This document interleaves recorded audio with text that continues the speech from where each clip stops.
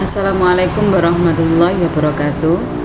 Materi teks diskusi berikutnya adalah kompetensi dasar 4.9, menyimpulkan isi gagasan, pendapat, argumen yang mendukung dan yang kontra, serta solusi atas permasalahan aktual dalam teks diskusi yang didengar dan dibaca.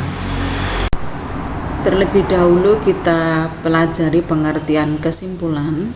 Kesimpulan adalah suatu proposisi yang diambil dari beberapa premis dengan aturan-aturan inferensi. Atau dengan kata lain, kesimpulan merupakan sebuah gagasan yang tercapai pada akhir pembicaraan.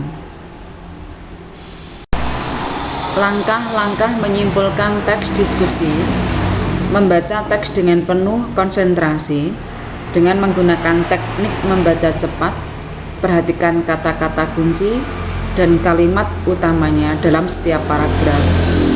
Kemudian, catat kalimat-kalimat penting yang ada pada paragraf seperti kalimat utama setiap paragraf. Kesimpulan bisa dinyatakan secara tersirat maupun tersurat. Kesimpulan yang tersurat ditandai dengan konjungsi atau kata sambung. Jadi, oleh karena itu, dengan demikian, kesimpulan tersirat atau implisit bisa kita ketahui dari kalimat utamanya. Jika suatu teks terdiri dari beberapa paragraf, tentukan ikhtisar masing-masing paragraf atau menggunakan penalaran induksi. Berikutnya adalah generalisasi menarik kesimpulan secara umum menggunakan informasi-informasi khusus. Analogi menarik kesimpulan dengan membandingkan informasi khusus yang memiliki banyak persamaan. Kausal menarik kesimpulan menggunakan fakta yang berupa sebab sampai muncul kesimpulan berupa akibat. Identifikasi kalimat simpulan paragraf.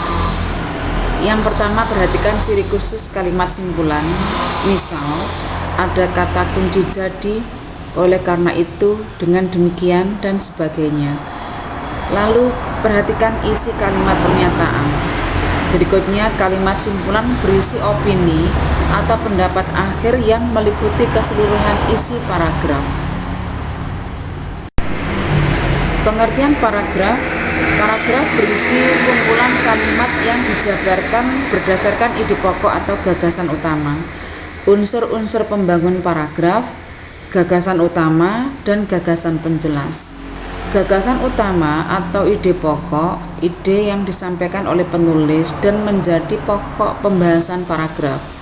Sementara gagasan penjelas bisa diberikan makna, dibentuk oleh beberapa kalimat penjelas. Suatu teks dikatakan tidak efektif jika gagasan penjelasnya tidak koheren atau tidak berkaitan dengan gagasan utamanya. Biasanya gagasan penjelas dicirikan dengan adanya kata ini, itu, tersebut. Jenis-jenis paragraf. Paragraf deduksi, paragraf yang memiliki kalimat utama di awal kalimat. Paragraf atau induktif, paragraf yang kalimat utamanya berada di akhir paragraf. Ciri utama paragraf induktif adalah adanya konjungsi jadi, dengan demikian, oleh karena itu. Paragraf campuran, paragraf yang kalimat utamanya berada di awal dan di akhir paragraf. Contoh teks diskusi. Untuk isu, kita bisa mengangkat bahaya buruk narkoba. Tentunya sudah banyak diketahui masyarakat, tetapi sampai kini masih ditemukan penyalahgunaan narkoba.